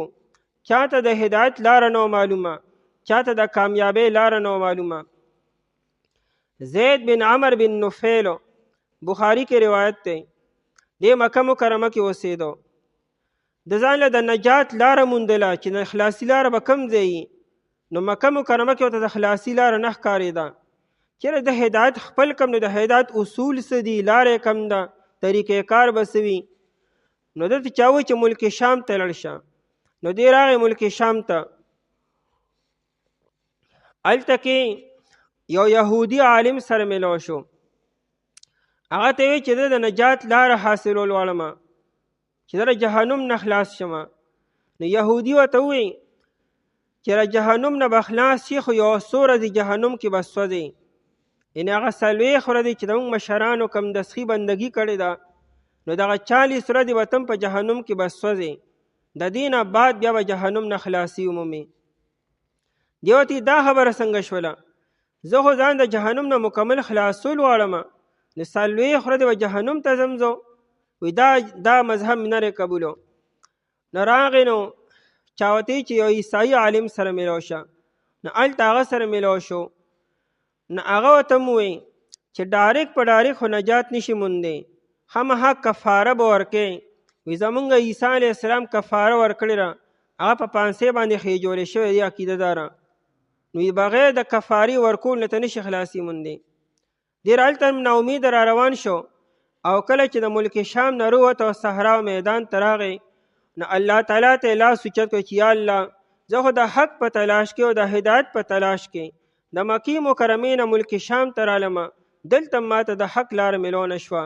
نو د هلته کې اعلان وکړو چې زما د ابراهیم علیه السلام په ملت باندې او په عقیده توحید باندې زما ایمان دی. نو چا سره چا تر حق لاره نو معلومه، هر څه طرف ته جهالت الله تعالی نبی علیه السلام راولېږو، خلکو ته هدایت ورکو، خلکو ته رڼاګانې ورکړې، انسان ته د انسانیت چلو هو چې انسان څه شی د مقام ورته وښو.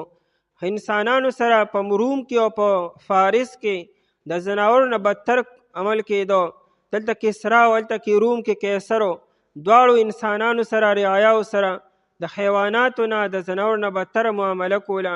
نبی علیه السلام راغی محسن انسانیت ته او محسن کائنات ته. لقد من الله، یقینا الله تعالی احسان کو علی المؤمنین مؤمنانو باندې، اذ بعث فیهم کله چې الله تعالی راولېږو په دې کې رسولا عظیم الشان پیغمبر، من انفسهم د جنس د دینا، من انفسهم د دې د نفسونو نه، د دې د ذات نه او د دې د جنس نه. یعنې دا پیغمبر فرشته نه ده، الله تعالی سره د فرشتو کمی نشته، فرشته هم را لېږلې شوه. دارنګه یو بل مخلوق نه دی، انسانانو کې انسان پیغمبر جوړ کو، ځکه انسان سره مانوس کیږي. د پیغمبر نه تعلیمات اغستل آسان شو، فرشته هم موږ ته ښکاري نه، اوس که موږ ته زبانی خبرې کوي موږ وینو نه، عمل به څنګه کو؟ دارنګه که یو جن الله تعالی پیغمبر جوړ کړی وي هغه موږ ته نه ښکارېدی، نو موږ به عمل څنګه کو؟ بیا پیغمبر هر چا ته ښکارېدو، پیغمبر خلکو ته مونځ کړی دی، مونځ یې ورته ښودلی دی. دا موږ چې کم مونځ کو، کم حج او کم زکات او کم طریقې کار د عباداتو کو، دا ټول نبی علیه السلام امت ته عملی طور باندې ورکړي دي. نبی علیه السلام د حج په موقع فرمایل خذوا عني مناسککم، زمانه د حج احکامات زده کړئ ما ته ګورئ. نبی علیه السلام د حج د احرام نه والې تر هیرې تر حلق او تر قصر پورې دا ارسې په خپله کړي دي او په لکونو خلکو لیدلی دی. دا مونځ نبی علیه السلام کړی دی او خلکو لیدلی دی. نبی علیه السلام قرباني کړې ده او خلکو لیدلی ده. دا ټول طریقې کار نبی علیه السلام عملي طور باندې خلکو ته ښودلی دی. نبی علیه السلام دا ونه کړه چې کنې خلکو ته اصول بیان کړي چې په خپله کوي چې څنګه هم خوښوي. نو من انفسهم د دې د جنس نه، یتلو علیهم لولي په دې باندې آیاته آیتونه د الله تعالی. دا پیغمبر یو کاردار چې په خلکو باندې د الله آیتونه لولي. عربو له چونکې عربي خپله د زبان دی، نو هغې ته نبی علیه السلام قرآن داسې وی لکه څنګه چې یو استاد ماشوم ته ناظره وایي. بس ماشوم ته ناظر، ماشوم خو زده کي به یادي به، او عرب خو چونکې اهل زبانو، نبی علیه السلام به ورته قرآن ولوستو، هغوی به واورېدو، هغوی ته به زده شو.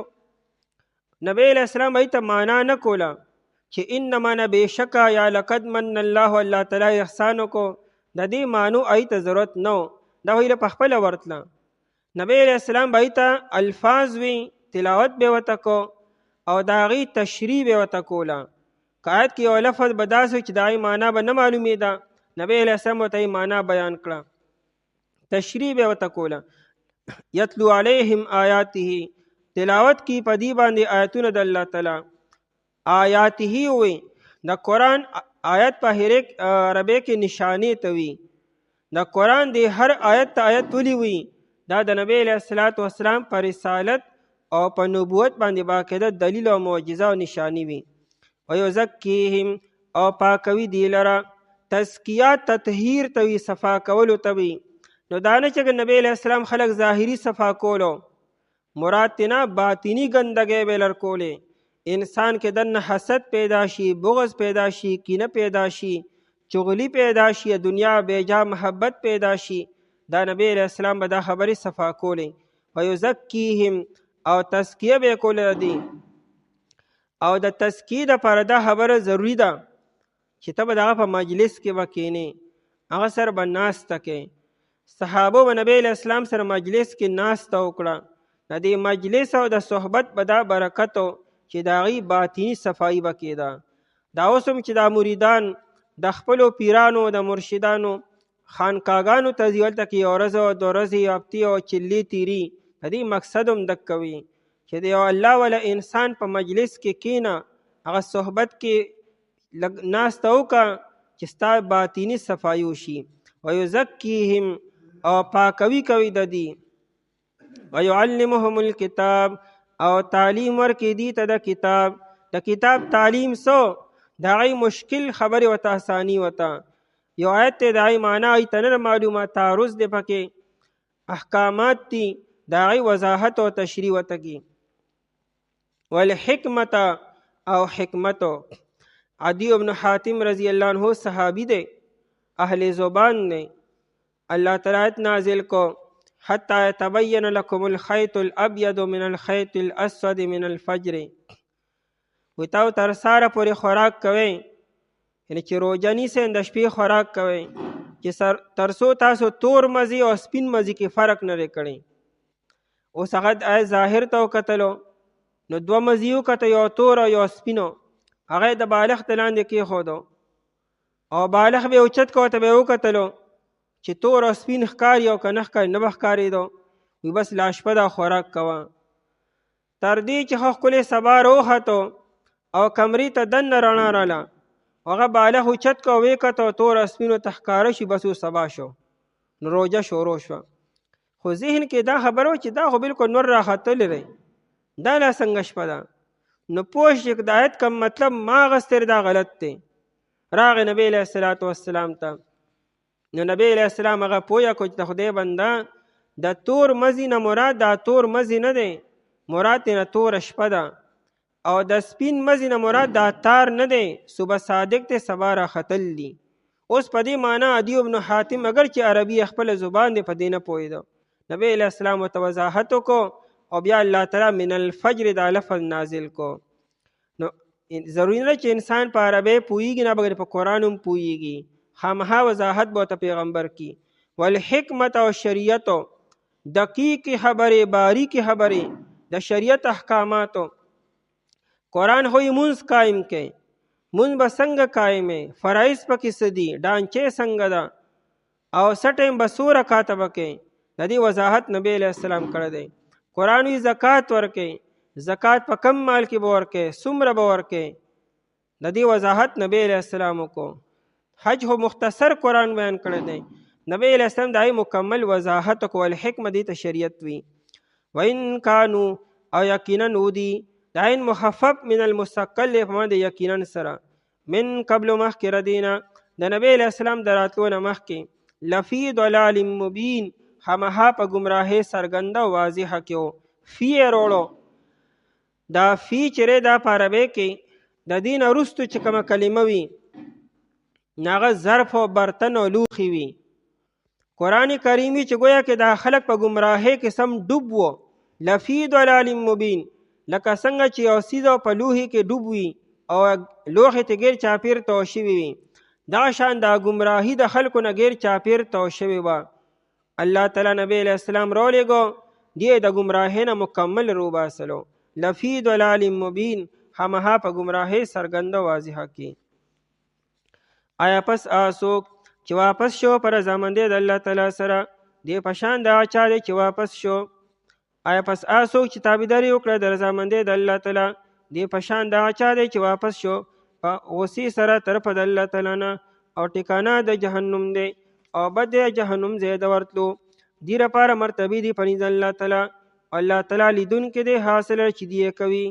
یقینا الله تعالی احسان وکړ په مؤمنانو باندې کله چې راویلېږو په دې کې عظیم الشان پیغمبر د دې د جنس نه تلاوت کوي په دې باندې د آیتونو د الله تعالی او پاکوي دی لره او تعلیم ورکړي دي ته د کتاب او د شریعت او یقینا دې مخکې ردینه خامخا په ګمراهۍ سرګنده کې